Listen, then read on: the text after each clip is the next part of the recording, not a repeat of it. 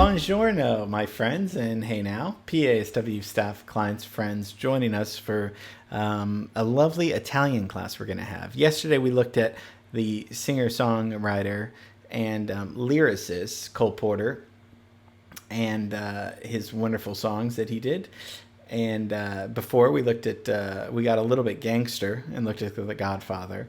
So with Cole Porter, remember he was born on that beautiful big farm in Indiana. So let's get the hell out of Indiana. Let's go to Venice. What do you think? Not Venice Beach, Venice, Italy. The weather's supposed to be beautiful there right now, and we want to get a different environment going on. This is going to talk about an Italian composer. And again, it's one of those things where as soon as I start playing some of his music, you're going to know instantly, because they use his music all the time in movies, TV, everything. It was lost for hundreds of years, actually. Until the 20th century, his music was kind of buried. And thank God that we discovered it. We're going to be looking at the very brilliant Baroque composer, Antonio Vivaldi.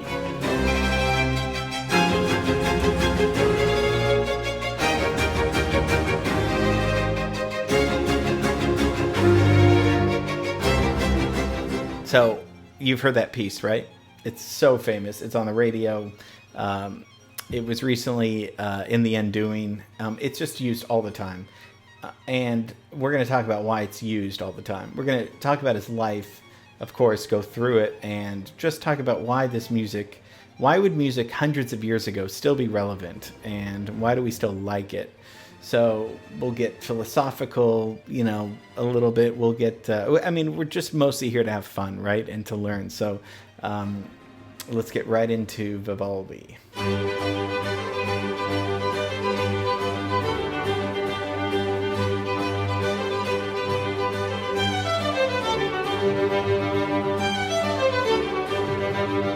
There's a joke that my dad used to say, and then I read it somewhere else. So Vivaldi wrote about 500 to 800 pieces of music, including 40 to 50 operas, a bunch of stuff. But one of the jokes is that, did he write 500 pieces one time, or did he write one piece 500 times? So think about that. And as you're hearing, as we're hearing all of his music, what is that? Is that joke true? So we're going to come back to that. And because a lot of his music sounds the same a little bit, but it's different. So that's just something that I thought I'd... So let's take a look at the timeline. I put Mozart and Beethoven up there because they're people that, of course, we know a lot about. But this is before. This is in the Baroque period. Baroque, for the most part, is a French word, and it means irregularly shaped. Irregularly shaped.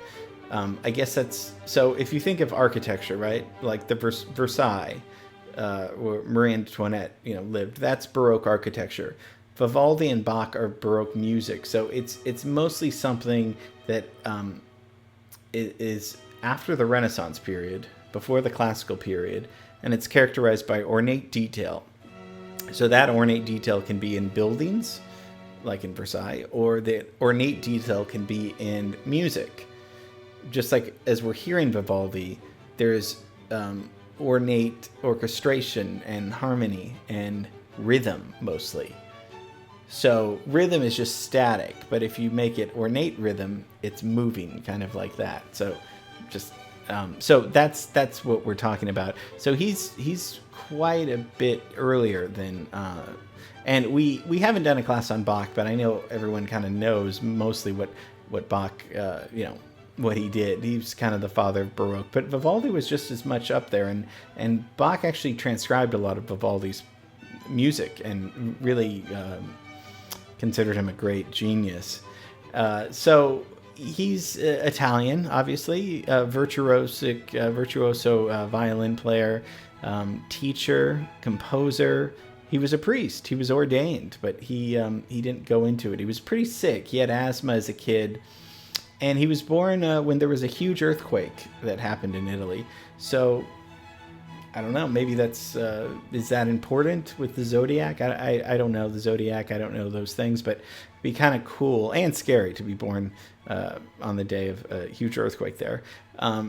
He was the oldest of five brothers, and his father played violin, and he had musical training from his father, and they would travel Europe and Italy mostly, and they would play.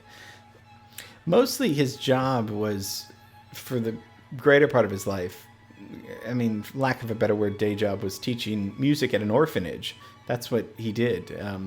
And he performed the music. He taught the kids that were abandoned, the boys up until they were 15, where they could go on and learn a different trade. He taught them music, and the girls that would stay, he taught them to music so they could perform in the orchestra and the choir at church. So he was a very giving person. And while he was the head music director at this orphanage, he was writing for songs, music, operas, concertos. He was amazingly talented on the violin. And of course, the most famous music that we know of Vivaldi is the Four Seasons.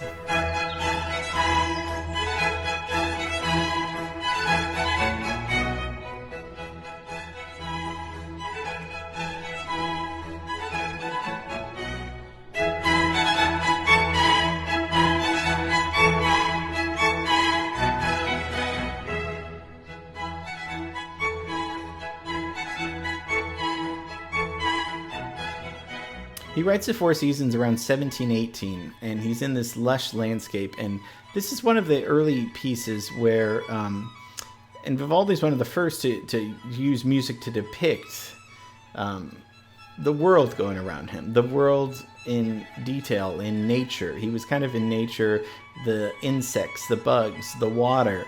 And as we listen to this piece, you can hear that there's, and this is probably why directors and dancers and people of the arts like his music, because it's very dramatic. It changes a lot. There's a lot of tension and release that's exciting. This music's really exciting. It's got a pulse to it, and it's got a rhythm and almost a beat. You could almost put drums to it. So he wrote so much, and wrote for the church, wrote for the orphanage, had his music performed all the time. Perhaps that's why the music sounds theatrical in some sense, because if we look at a church, it's sacred, but it's also a piece of theater. If we think of the church, if we go to a service and there's music performed, and sometimes there's even acting performed, this is all in the name of the Catholic Church. But it's still almost like a show in a sense. And Bach also worked at a church. So they're writing theater music, but it's religious theater music. But it's great music nonetheless. And so he's very prolific. Writing so much music. And but his music kind of was not up to the times. It kind of went out of style a little bit, and he had to start selling off a lot of his music and became pretty poor. And he died when he was 63. So that's in 1741. So he's dead before Mozart's even born. He had an internal infection in this house. And, but, that's not that long. That's a pretty long life back then. So, but sad nonetheless. And it wasn't until like the mid-20s that a music historian started looking at some of his music, and he introduced the music to a larger part of the world that it had been suppressed or just forgotten about. Vivaldi's pieces were just kind of buried, and it's hard to think. So, but sometimes you think when you create something that's ahead of its time or that's genius or whatever, it may take a few hundred years for people to realize that. Sometimes it's luck. And then you think about, well, how many pieces do we not know that that would be just amazing to hear, that we're hundreds of years later. So it gets on that track, and this is stuff that I think about at night, and it keeps me up all the time. But I mean, if we listen to a piece like the Four Seasons, what I loved is my mom would play this in the car. And if you remember my complaining childhood of going to the Southgate Elementary School and feeling like I was going to get beat up every day, and I never did, by the way. She would play a lot of classical music. That was the thing. Classical music on the way there. On the way back, I could play Nirvana and Weezer. But on the way there, the Four Seasons was a very important piece in my life. I loved winter so much because it was the first time I heard dynamics, and dynamics is something when it's loud or when it's soft.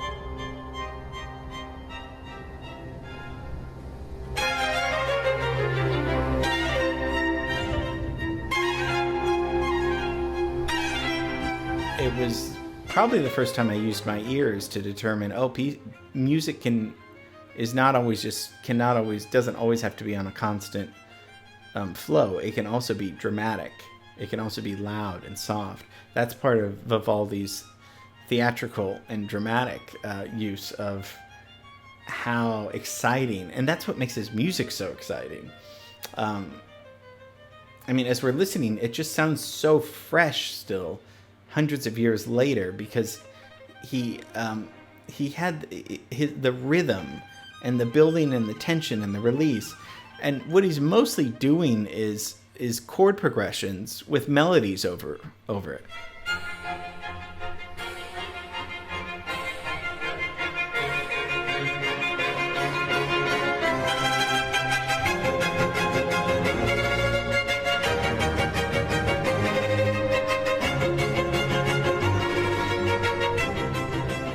That's what we do today, right? That's what pop music, Burt Bacharach, that's what they do. They have chord progressions and there's a melody on top.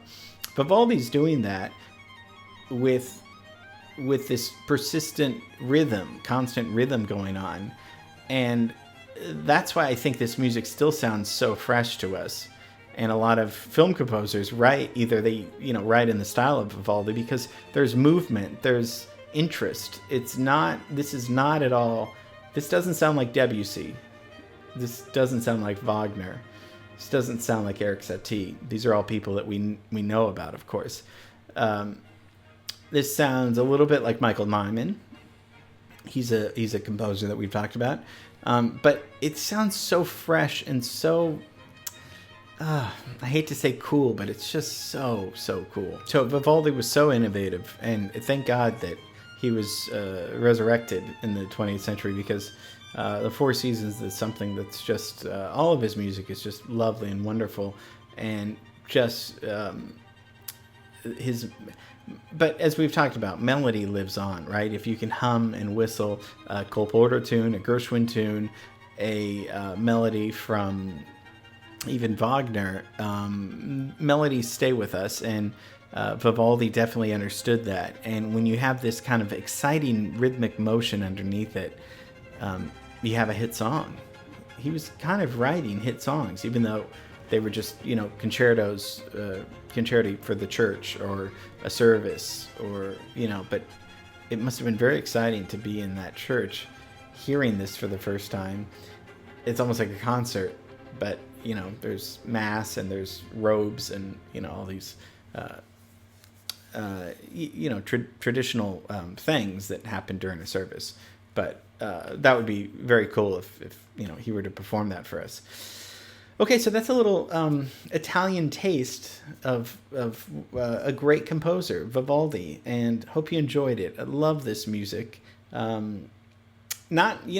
Something to think about for the film scoring assignments. If you guys ever want to choose something by Vivaldi, remember there's a lot of music that's been out there, and a lot of old music that works really well today in films and TV and everything.